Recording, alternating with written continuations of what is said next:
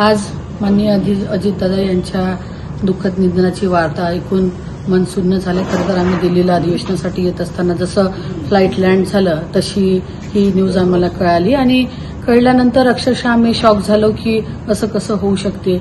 आज अजितदादा हे महाराष्ट्रात नेतृत्व करत असताना त्यांनी कधी पक्ष पाहिला नाही, कधी जात पाहिली नाही। 5 वर्ष आमदार म्हणून देखील मी दादासोबत काम केलं, वैयक्तिक आमचे संबंध देखील दादासोबत होते आणि त्या माणसानं कधी आलेला माणूस हा कुणाचा आहे, कुणा पक्षाचा आहे न पाहता एक महाराष्ट्राचं खंबीर नेतृत्व म्हणून काम केलं। असा नेता पुन्हा होणार नाही।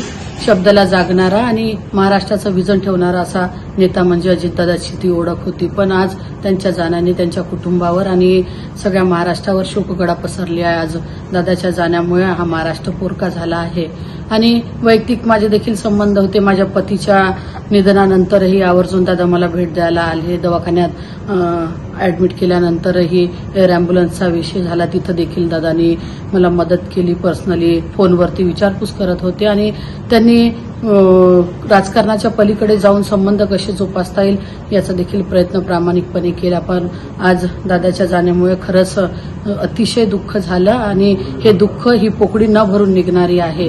आज मी माझ्याकडून, माझ्या पक्षाकडून आणि माझ्या कुटुंबाकडून आदरणीय दादांना भावपूर्ण श्रद्धांजली अर्पण करते।